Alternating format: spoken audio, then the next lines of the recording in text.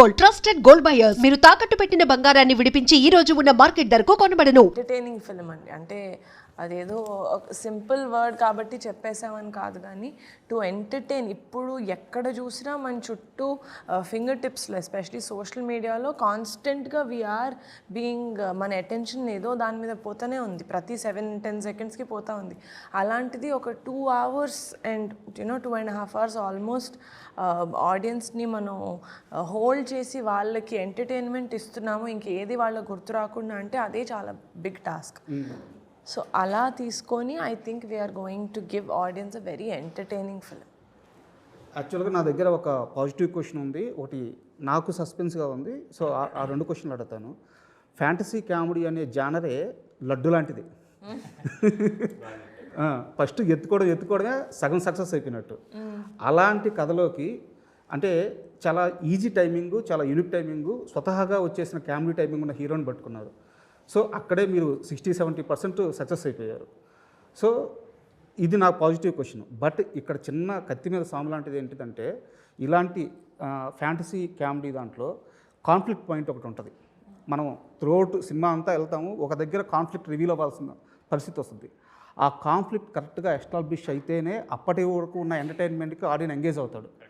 So ఆ conflict point మీరు ఇప్పుడు దాకా రివీల్ చేయలేదు ఎక్కడ. సో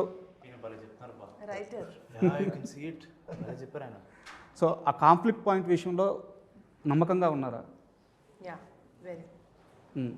చాలా ఆవిడకి మీరు అన్నట్టు ఆ కాన్ఫ్లిక్ట్ పాయింట్ ఎగ్జాక్ట్లీ. ఆ నమ్మకం లేకపోతే అసలు ఇంత పెద్ద సినిమా ఆ నచ్చని పాయింట్ మీద అసలు మౌంట్ చేయలేరండి.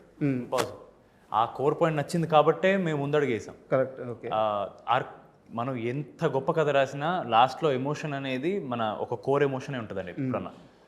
అది నమ్మితేనే మనం ముందుకెళ్తాం ఎప్పుడన్నా. అది నమ్మాం కాబట్టి ఈవిడ she has put such a big film.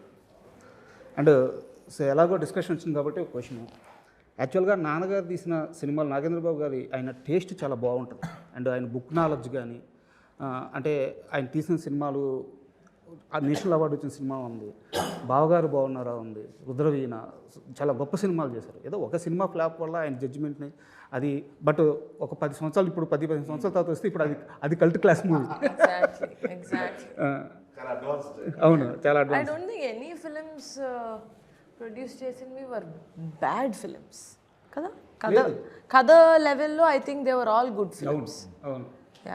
So అయితే ఇక్కడ నా సీరియస్ క్వశ్చన్ ఏంటంటే, ఆయనకి మంచి జడ్జిమెంట్ ఉంది, చాలా మంచి వ్యక్తి, చాలా గొప్ప వ్యక్తి కూడా. అయితే మనుషుల్ని బాగా నమ్మేస్తారు. డైరెక్టర్కైనా ఓకే, కానీ ప్రొడ్యూసర్కి అది ఉండకూడదు. మీ ఇంట్లో ఒకసారి దెబ్బతిన్నారు, మళ్ళీ మీరు ప్రొడ్యూసర్గా వెళ్తున్నప్పుడు నాన్నగారు మీకు చెప్పిన ఆ తొలి మాటలు ఏంటి? నాకు నీ మీద ఫుల్ నమ్మకం ఉంది, నువ్వు నాకన్నా మంచి ప్రొడ్యూసర్, నువ్వు వెళ్ళేస్తావు.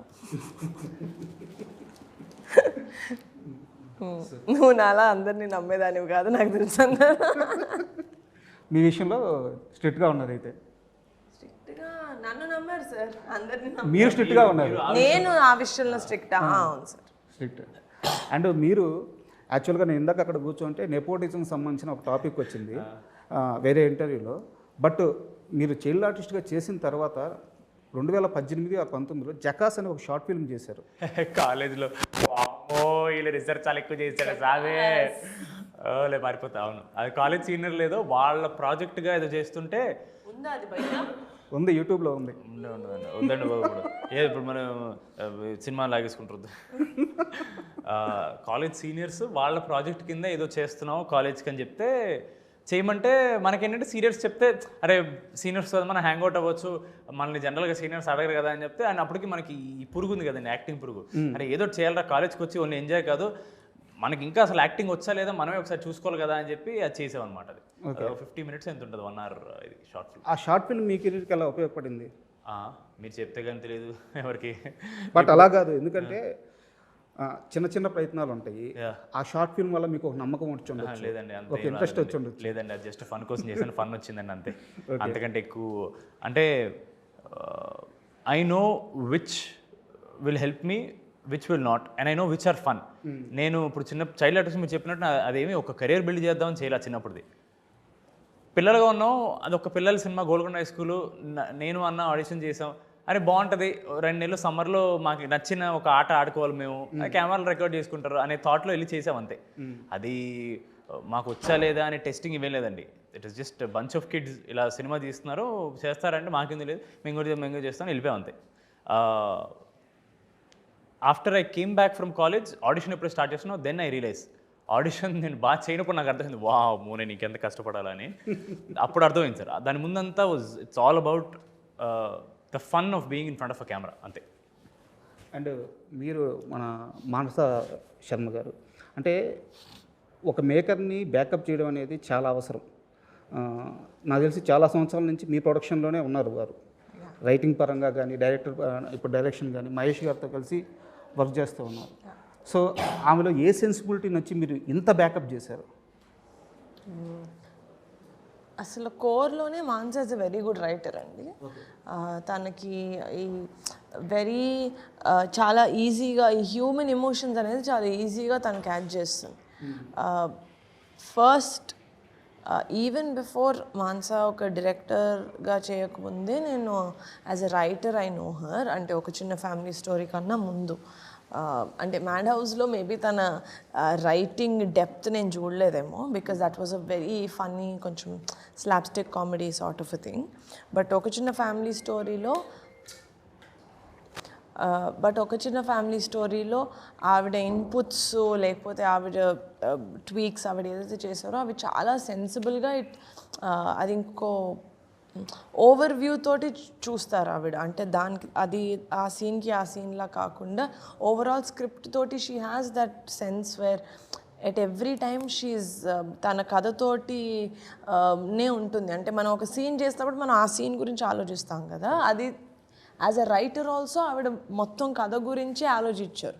సో అది ఫస్ట్ టైం నేను మాన్సాలో ఆ షార్ప్నెస్ చూసింది.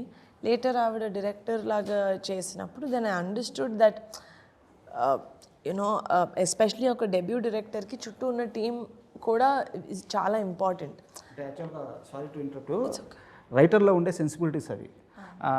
మీరు సిరివెన్నెల గారి పాటలు చూస్తే మనసంతా నువ్వేలో ఒక లైన్ ఉంటుంది, కంటతడి నాడు నేడు చెంపతడి మింది చూడు తేడా తెలియట్లేదా అని చెప్పేసి. అంటే చిన్నప్పుడు విడిపోతూ ఏడ్చావు, ఇప్పుడు కలిసి ఏడ్చావు, వచ్చింది చెంపతడే కానీ దాంట్లో తేడా ఉంది, నవ్వు అప్పుడు ఆ బాధ ఇప్పుడు ఆనందం.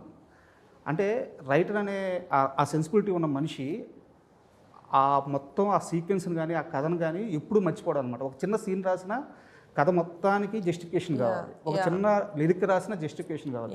మీరు చెప్తుంటే నాకు సిరివెన్నెల గారు గుర్తొచ్చారు.